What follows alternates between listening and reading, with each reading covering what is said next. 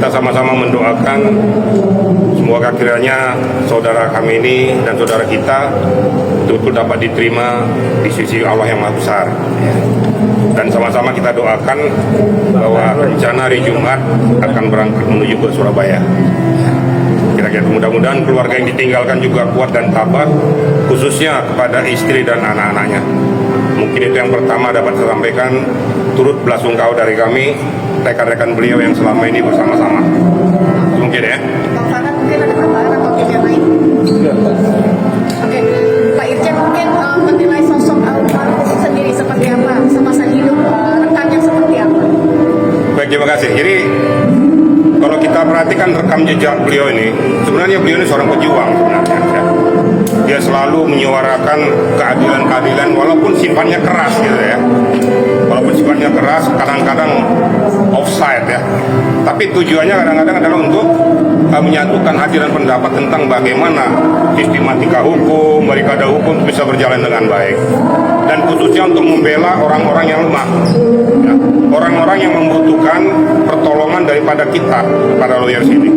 Kadang-kadang kita ini tanpa dibayar loh ya. Hanya nilai-nilai kemanusiaan yang kita lakukan. Kira-kira gitu ya. Jadi Alvin Lim ini sebenarnya salah satu sosok yang betul-betul bersama kami dan kami merasa kehilangan dengan kepergian beliau. Terakhir komunikasi mungkin seperti apa sendiri? Ini saya secara pribadi ya.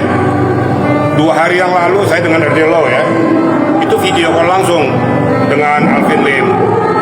Jadi pas berhadapan muka, datang dari Bang, saya minta maaf Bang selama ini kalau seandainya saya ada salah sama Abang baik dalam perkataan maupun perbuatan. Jawaban saya singkat, Dindakung gak usah dipikirin itu, udah lama saya maafkan. Yang penting kesehatanmu jaga supaya semuanya bisa berjalan dengan baik. Tuhan akan selalu menyertaimu. Itulah terakhir malam jam 19 malam. Ya. Pokoknya saat ini lepai kepergiannya mungkin ada tanda-tanda yang kita tidak tahu gitu loh ya. Mungkin kondisinya pada saat tatap muka by video call memang sangat memprihatinkan terakhir ya. Kondisi tubuhnya memang sudah kusut ya. Matanya juga sudah kosong. Cara berbicara juga sudah terbata-bata. Ya kalau saya hitung tuh paling nggak sampai 36 jam ngobrol dengan saya, dengan Erdelo tuh. Ya sekali lagi atas nama kami rekan-rekan semuanya, kita antarkanlah beliau ke tempat peristirahatan yang terakhir. Maafkan segala dosa dan perbuatannya ya. Tidak ada kita yang sempurna ya. Mudah-mudahan serta dengan keluarga menuju ke Surabaya selalu diiring oleh Yang Maha Kuasa. Mungkin itu ya untuk Pak Alvin-nya ya. Mungkin ada tambahan terkait? Komisi GAP yang 1,3 miliar. Oh ya. Jadi begini ya. Ini saya secara terbuka dan sekarang secara resmi ya, saya mengundurkan diri ya sebagai kuasa hukum dari yayasan. Kenapa saya harus mengundurkan diri? Karena saya mempunyai sifat hukum adalah hukum.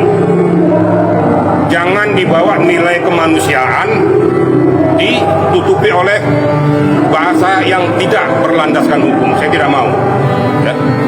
Karena peristiwa yang sekarang keberangkatan daripada Gary dan Densu ke sana tuh, menurut hemat saya sebagai seorang penyidik, sudah menabrak barikade undang-undang. Karena pengumpulan donasi ya yang diperuntukkan untuk pengobatan mata Agus, kalaupun terjadi simpang siur itu kan bisa dibicarakan. Kalaupun mau terjadi pengalihan daripada nilai uang tersebut, harus seizin daripada Agus. Karena pokok utamanya si Agus. Kalau memang tidak terjadi persesuaian, ada barikade selanjutnya, yaitu penetapan hukum lewat pengadilan. Itu pun harus menyertakan satu objek, yaitu Agus dan kuasa hukumnya. Yang kedua penyelenggara, Novi dan rombongannya. Yang ketiga Denny Sumargo. Yang keempat donatur. Yang perlu saya tekankan di sini masalah donatur ya. Donatur tidak bisa berbicara atas seseorang atau beberapa orang. Donatur harus berbicara atas nama mayoritas donatur dan dibukukan tanda tangan basah, tidak asal katanya. Jadi kalau tidak itu dilakukan, itu batal demi hukum. Kira-kira gitu. Jadi dengan peristiwa ini saya sudah ingatkan Jadi biar tahu kenapa alasan saya mengundurkan diri ya. Saya sudah ingatkan, silakan. Saya ini mantan Kapolda NTT. Saya sangat senang, bahagia terjadi pengalihan itu. Tapi ada mekanisme hukum yang tidak boleh ditabrak. Dengan mengalihkan itu tanpa seizin, sepengetahuan daripada Agus sudah jelas-jelas cacat hukum. Itu nggak boleh, itu pidana murni, penggelapan. Nah, kalau seandainya saya tetap di yayasan yang sekarang ditangani Geri, saya akan diketahui oleh para pengacara dan diketahui oleh seluruh adik-adik saya, junior saya, penyidik-penyidik di Mabes Polri. Saya mantan Karwasidik, maka saya bilang saya taat hukum, taat azas, lebih baik saya mundur. Daripada nanti saya berada di sana, akhirnya harga diri saya, martabat saya jatuh. Karena udah jelas-jelas ini menabrak hukum. Kalau terjadi pelaporan telat, saya ngomongnya apa adanya gitu loh ya. Jadi jangan sampai kenapa Pak Riki itu mundur? Dia itu alasan saya. Saya tidak benci, tidak marah, dan saya sudah ingatkan. Sudah saya ingatkan loh ya. Jangan lakukan tindakan itu tindakan yang melanggar barikade hukum. Tapi tetap berangkat tadi pagi. Ya sudah. Saya berharap juga, saya mantan Kapolda NTT mengharapkan kepada Polda NTT mencermati nih. Ya. Para punggawa ataupun pemerintah daerah, berbahagia kalian menerima uluran tangan daripada siapapun, tetapi jangan menerima uluran tangan dari sumber uang yang bermasalah atau bersengketa, karena dampaknya nanti akan terikut-ikut. Saya pribadi siap untuk menjadi donatur juga. Siapa yang buka open donasi, saya akan turut, karena saya juga merasa saya adalah warga NTT. Saya nggak mau NTT dicemari dengan manusia-manusia yang hanya untuk mencari popularitas. Saya nggak suka. Ya. Pak Irjen, apakah memang ini sikap Pak Irjen kekecewaan karena kemarin sempat bertemu Novi pasca dari Polda itu ya Pak Irjen? Saya sudah sampaikan. Saya terus terang aja, saya kecewa. Tapi saya sebenarnya kasihan lihat Novi. Kalau saya perhatikan Novi di persimpangan jalan, ya, karena bersama-sama dengan saya tahu dia kadang-kadang tidak bisa berbuat apa-apa. Nah, orang di sekelilingnya ini saya udah pernah ingatkan, hati-hati orang di sekelilingmu. Di depanmu baik, di belakang belum tentu baik.